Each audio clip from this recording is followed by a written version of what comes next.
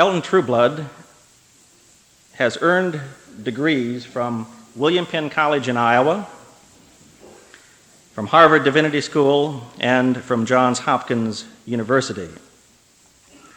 He's the recipient of 15 honorary doctorate degrees. He's the author of 36 volumes, and he's the subject of a 1990 biography, Elton Trueblood, Believer, Teacher, and Friend. Available on the book table for $16.95. If you want multiple copies, we can deal.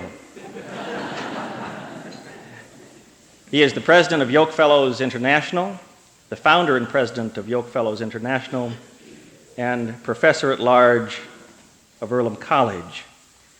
Tonight, Elton will be speaking on the topic, A Life of Search.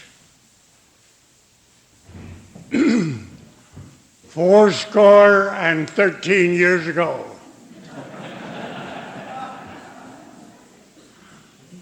I was a baby boy in a farmhouse in the heartland of America. And for 93 years, God has given me the ability to continue with my life.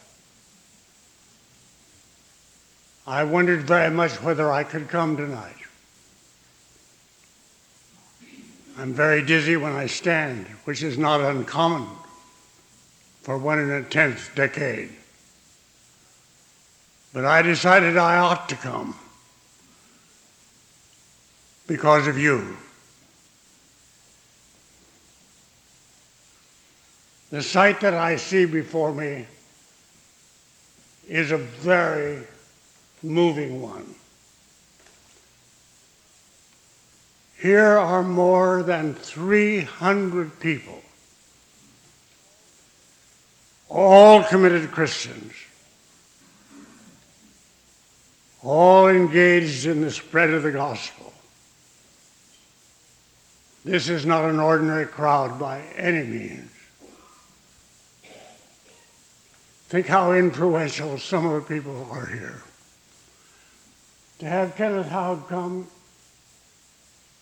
is amazing when you realize that he has such an influence throughout the whole world, especially in the Stephen ministry.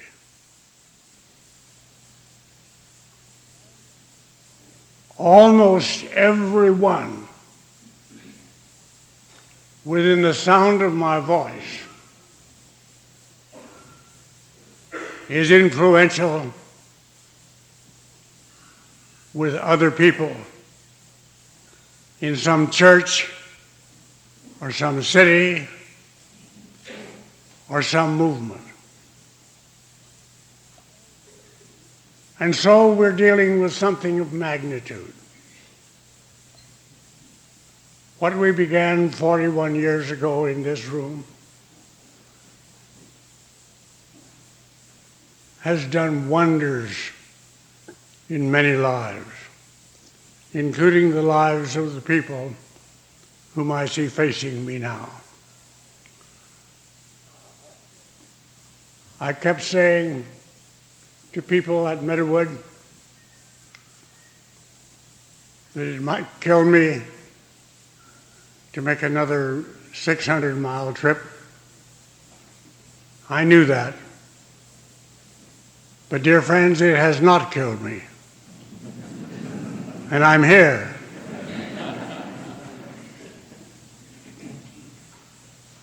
And I love you. Seldom do I see a company of people in which I am very clear that I love them and they love me. And you are this company. You are the company of the committed. In praying about it and thinking about it, I soon saw that the best thing I could do for you would be to tell my life story.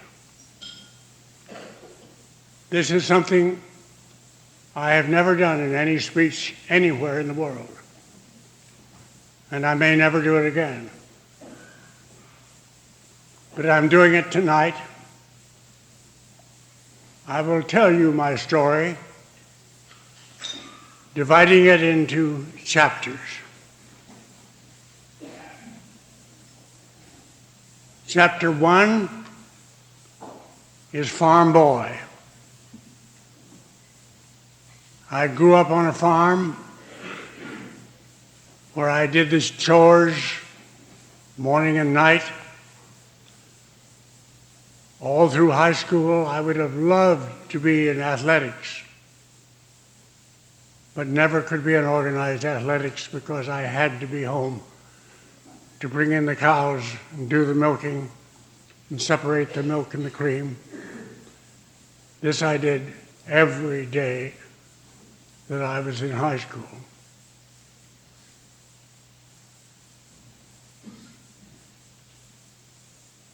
The dominant influence in my farm boyhood was my dear mother.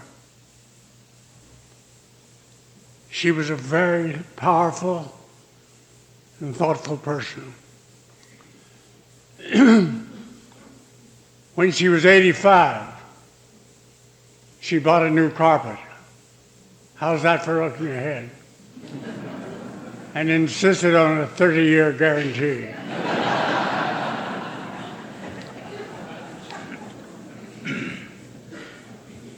She lived to be more than 101. And so my chance of living a little longer, beyond 80 years and 13, is really very good. I don't know whether I'll ever be able to attend a conference again. I may not. I lose my balance many times every day. But I think there is still work for me to do. And so I'm continuing that which began in my boyhood. I stayed out 1 year before going to college after I graduated from high school because I thought it was too young. I was the youngest person in a class of 85. And by staying out, I earned a little money. I got $37.50 a month, plus room and board, for doing farm work 10 or 12 hours a day. And then in chapter 2, I went to college. I went to Penn College, the Quaker College of Iowa, as a matter of course. And there I got a wonderful education, especially in Greek and in English literature. There were a few really high points in my college life. One was when I was given an earned letter in football, working under a tough coach from Notre Dame. Another was when I represented my college in a stage speaking contest for the whole state of Iowa, and I was given first place. Another high point was when I fell in love with Pauline Goodenough, whom I later married after college days. So college was a beautiful time for me. I never was out of the state of Iowa until I left college. Now I've given you 2 chapters: farm boy, college life.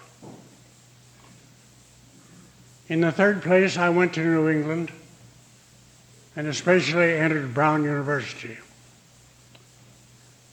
which is a splendid university in Providence, Rhode Island.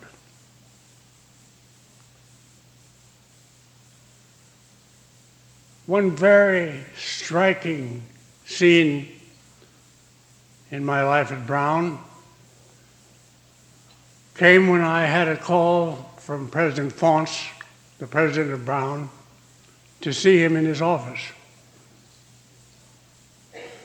I had no idea what he wanted. And when I went in, he got right to the point. He said, "Brown has decided to appoint you its representative in China. You can go to Shanghai and teach at the University of Shanghai, and you will receive financial support from Brown." I never went, chiefly because I didn't really believe I was well enough prepared. Just think I was only 22 years old. While we were having our conversation, the great man reached in a pocket like this, pulled out a wallet or notebook somewhat like this, stopped the conversation, and began to write. I didn't know what to make of it. I'd never seen anything like this in my life before. When he finished writing, he put the notebook back in his pocket and then turned to me and he said, "I hope you'll forgive me for what I've just done. I have discovered that ideas are my capital. If I do not put them down, I may lose them forever." So he had an idea. I don't know what it was. It's not important that I know. But I learned something from him. Namely, that if I had ideas, I'd put them down. In the next year, I studied at Hartford Theological Seminary in Connecticut and Woodbrook College at Birmingham, England. So I think of that with Brown as chapter 3 in my life, the chapter of the beginning of graduate study. Then I transferred to Harvard. I knew that Harvard was far and away the greatest university of America, as well as the oldest. And I didn't see why not get anything that Harvard could give me. I had a beautiful experience with Dean Sperry, who was Dean of the Divinity School of Harvard and also Dean of the Chapel of Harvard College. He came to me and offered to take me on the tutorial basis. He was a Rhodes Scholar. He'd been in Oxford. He knew what it was to have one-on-one in tutoring. And so for a whole semester, I wrote something for him every week. And he read it with interest and great love. There were many wonderful things that happened at Harvard. And I go back there now with gratitude because of what I learned. How many chapters is that? Farm boy, college life, the beginning of graduate study, and Harvard. That's 4, isn't it? At the end of my last year at Harvard, I had a letter from North Carolina, from the president of Guilford College. Guilford is a beautiful college in Greensboro, and I knew about it, of course. It's a Quaker college, very much as Earlham is. And in this letter, President Binford offered me the position of Professor of Philosophy and Dean of Men. So, of course, I took it. By that time, we had one little boy, Martin, and we were ready for a very serious career. So I spent 3 beautiful years in Carolina. And the best thing that happened during those years was that Arnold, my second son, was born. And he likes today to think of himself as a Tar Heel.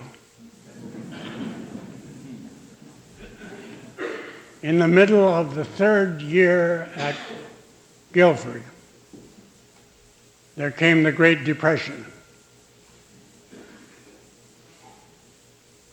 And pretty soon the president called all of the staff together and said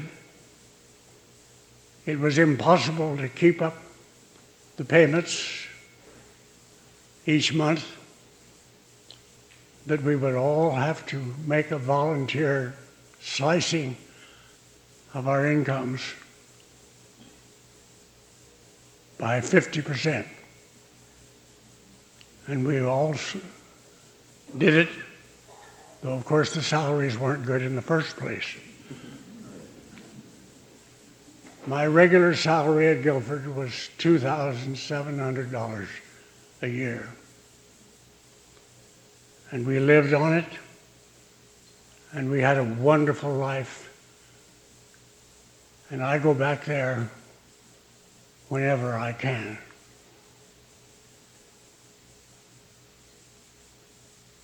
But I saw that if I meant to make the best contribution, I needed more education.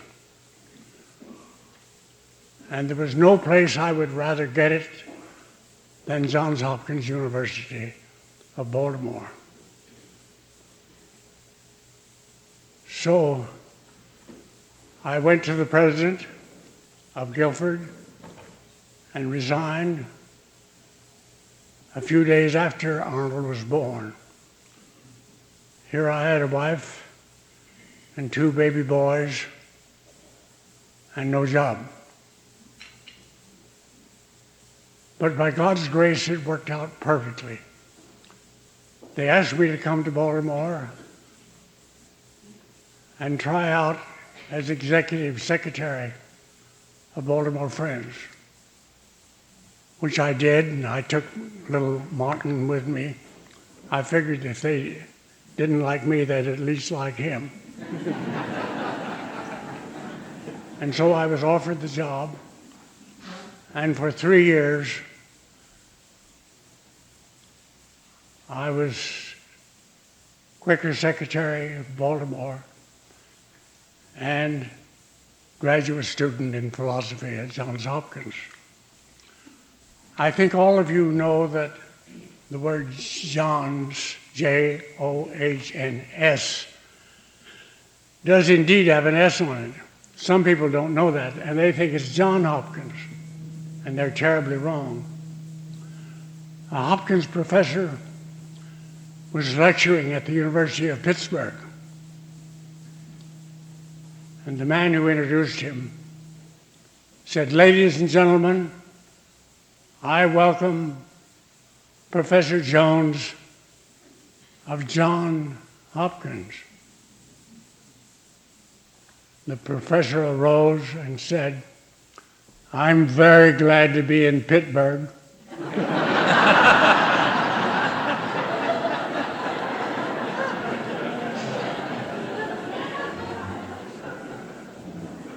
At Hopkins, I had the wonderful opportunity of studying under the great philosopher Arthur O. Lovejoy, who had been president of the American Philosophical Association, and he gave me the most careful attention for 4 solid years.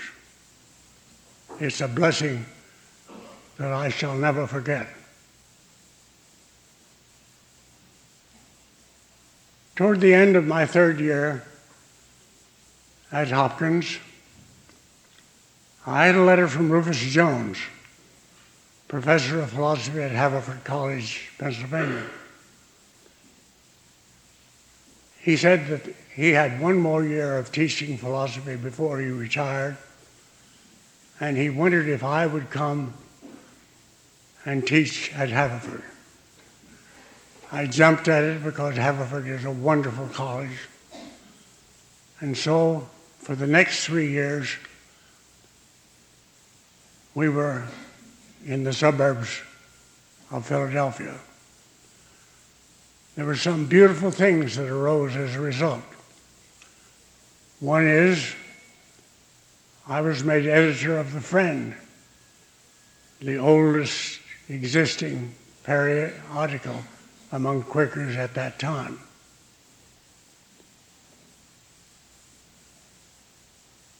The best thing that happened while I was at Harvard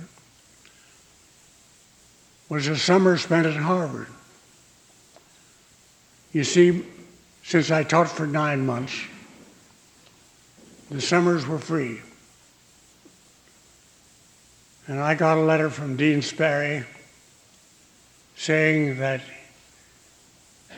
he was going to be in England the coming summer, the summer of 1935, and would like to suggest my name as acting dean of the chapel at Harvard.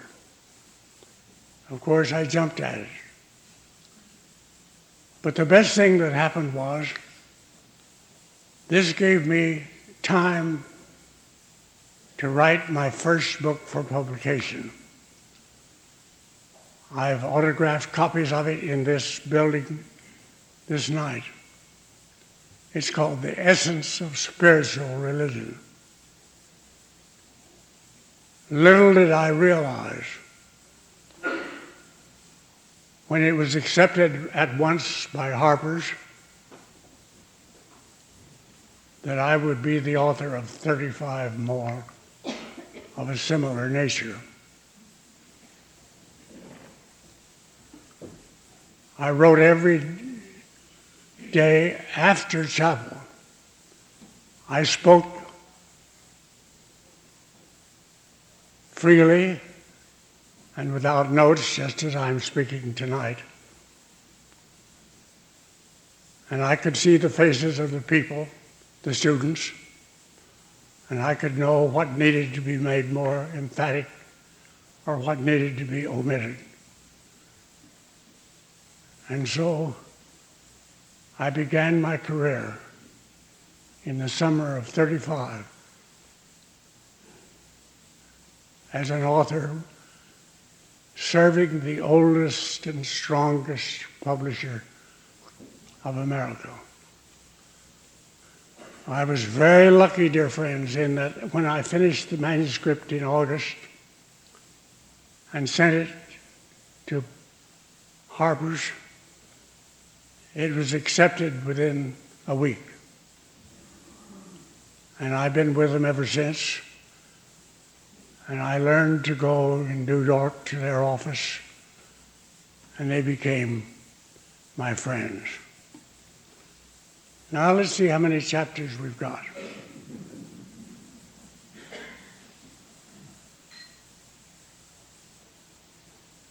Farm boy,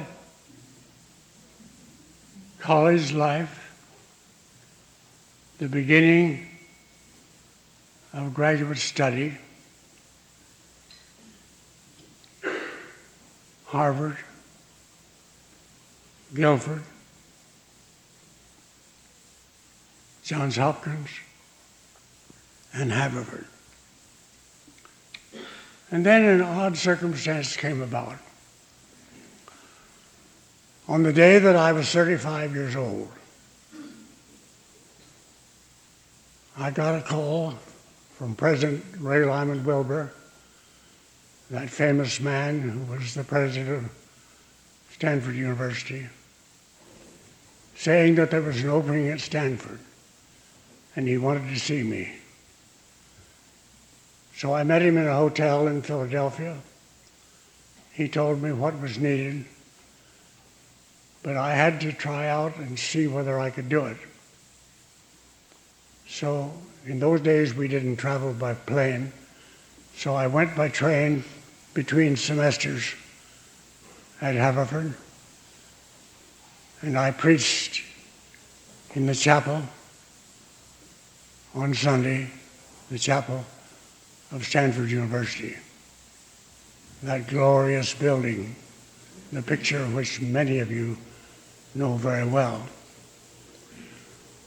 Well, the outcome was they offered me the position. And at the end of June, my wife and I and two little boys drove across the nation to Palo Alto.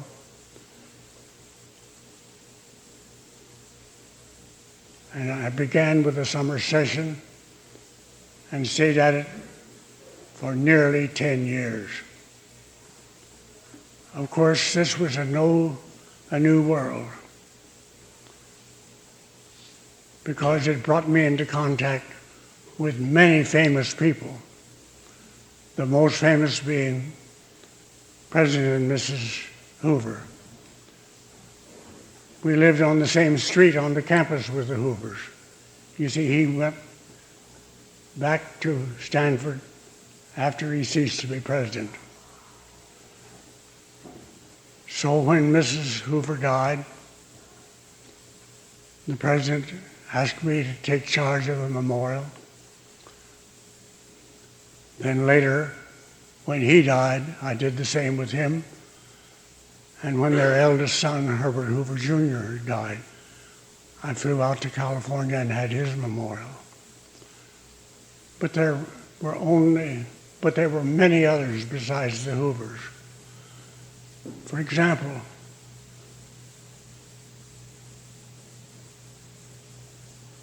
Mrs. Luce, Claire Booth Luce, lost her only daughter in a car accident and came to me for help. I was able to help lots of people in their sorrow because they would come and share their lives with me in the Stanford Chapel. For my career, the most important thing that happened was that I wrote a book called The Predicament of Modern Man. I wrote that in the winter of 1944. And to my amazement and delight, the book was picked up by the Reader's Digest and was printed in a shortened form. The result was that I had a national hearing right away. I had over 1 million readers overnight. And my life has been different ever since, because the predicament led to other books and made people turn to me for commencement addresses and many other occasions. So my life expanded immeasurably. And you might think I would stay at Stanford the rest of my life. But no. Thinking that the best college in the world is probably a small college where people know each other and love each other. And where there was an opening at Earlham, I took it. We came here in the spring of 1946. I had many wonderful Earlham experiences even before getting here. One was through Landrum Bowling. In April 46, I went abroad with the Friends Ambulance Unit to Germany, and on the ship crossing the Atlantic, I was out walking around the deck, and here I saw a man who stopped me. It was Landrum Bowling. He said, "I suppose you're a Quaker," because he saw a pin I had in my lapel. He said, "I'm one too. I teach at Earlham College, Wisconsin. I'm going now with my wife and 2 sons to Berlin." So we walked every day, and then in England, after I got there, I met him again. And he said, "If you're so interested in this little college in Richmond, Indiana, I might be also." So I wrote to Tom Jones. Tom was still at Fisk University in Nashville, Tennessee. Tom accepted my judgment, wrote to Landrum in Germany, and soon after he came back to America, brought him here as professor of political science. We didn't need another man in political science. We had a good man. But we needed Landrum Bowling. And so he came and soon was a big influence in Richmond and Indiana and Ohio and all the surrounding territory.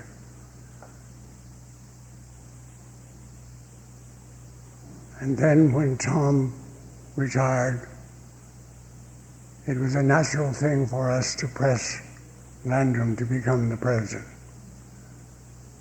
He became very close to Eli Lilly. That's why we got the Lilly money. My Earlham chapter has to do very largely with advances we made, especially in buildings. Take, for example, this wonderful building in which we sit, the new Earlham Hall. The old Earlham Hall was in terrible decay, and we saw that we had to take it down and build a new one, which we, of course, eventually did. It wasn't easy to get the money. So Tom Jones and I went to see Eli Lilly, told him our situation, how we needed a new building, and I summoned all the courage I had, and I said, "Mr. Lilly, if we will raise $1 million, will you give $500,000 to start?" That's when I thought he might throw me out. But he didn't. He said, "I'll call you in the morning." And the next morning he called here and said he would be glad to give $500,000. So we started building this building. I'll never forget how exciting it was. Right out about here one day, before the wooden floor came on, Tom Jones and I were looking over everything, and there was a great, enormous beam lying on the cement floor. The beam was a beam out of the old Earlham Hall that was being dismantled. He said, "That beam belongs in the new dining room over the fireplace." And then he said, "But if we do that, we have to have words for it. Do you have any suggestion?" And by God's grace, the suggestion came to my mind at once. Yes, I said. The words of Robert Fowler, the captain of the ship Woodhouse. The people on the Woodhouse all went on shore off the coast of England to try to make new fellowships. And I knew that. And I knew what the captain said because I had held his words in my hand in London. Every passenger went on shore. Everyone tried to make new friends. And the captain wrote in the log, "The ministers of Christ were not idle. They gathered sticks and kindled a fire and left it burning." And you might say that we're burning here. We'll be burning in the morning when we all go to the Stout Meeting House. I raised every penny for building that building, and I'm glad that I could. And I hope that you will find the prayer there at 7 o'clock the high point of this conference. Also, as a result of my having time to raise money, I got the money to build Teague Library, to put all my manuscripts and books in safekeeping. Teague Library is on the corner of the campus as you come in, and I wrote many books there. It's been a very great blessing. Ed Gallagher, the founder of the American States Insurance Company, came to me one day and he said that my books had saved his faith, that they had made it possible for him to have the warm heart and the clear head, and he was grateful. I thought that was the end of the story, but it was not. He said, "I'm an honest man. I mean to pay my debts. What do you need?" Right away I said, "I need a place to put all my books on open shelves. Nearly all of my books are in boxes and they don't do me any good at all." He said, "I shall build it,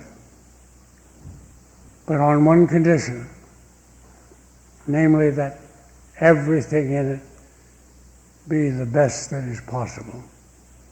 And so it's a magnificent structure. Do look at it someday if you have not done so before. There is no plaster in the walls. It's all solid walnut, and a beautiful thing. And then later, I built my own house next door to it, which we now call Virginia Cottage. Virginia died nearly 10 years ago, and she had been the designer of the building. So that's why we say Virginia College, and that serves now as the guest house. I'm sleeping there while I'm here for this week. So you see, my life at Earlham has been a very happy one. I've been given time and money to do great things. And of course, we started the whole Yokefellow movement at Earlham. Think of that as a little more than 40 years ago, and how we have reached out to many parts of the world, including Japan. And you are part of it, and I'm as proud of you as I can possibly be. Then I saw that I needed more opportunity to rest. How could I be restful here when people were coming to me all the time? I decided to enter a retirement community. So chapter 10 of my story is Meadowood, the place where I now live. It's 10 miles straight north of Valley Forge. It's a beautiful place. We have elegant dining, like the dining that we've had here tonight, every day. And I love the people, and I am loved. How long I can continue this chapter, I don't know. But I'm going to keep it up as long as I can. I shall not write any more books. I don't need to. I've written 36 books and published them. I'm helping other people with theirs. And how do I know but what I may help you with yours? Well, this is my story. For the first time in my life, I have told the story. Let us bow our heads in prayer.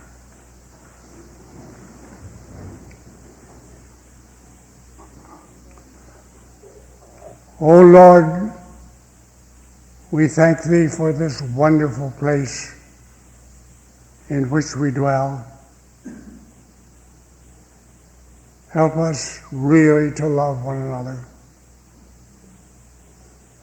and to be faithful. Always to be grateful. We thank Thee for our families.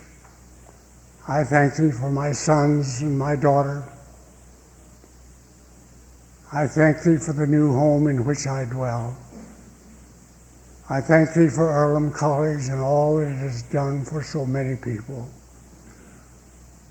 I thank Thee for all of those in the Yokefellow movement, more than 300 of them in this company tonight. Make me to understand the magnitude of our calling.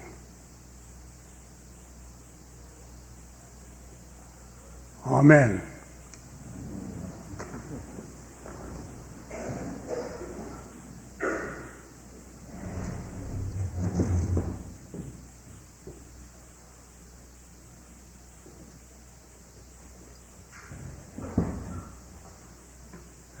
Thank you.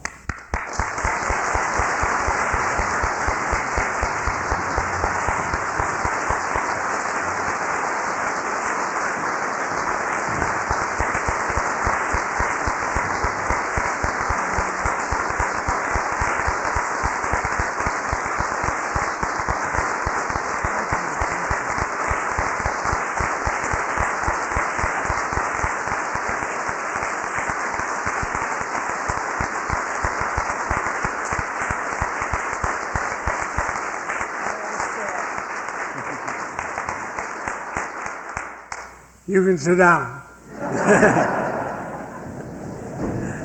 Prepare to leave, right? Are you ready to go? I'm ready to go. Okay. And you can prepare to leave. We'll see you at 7 a.m. tomorrow morning.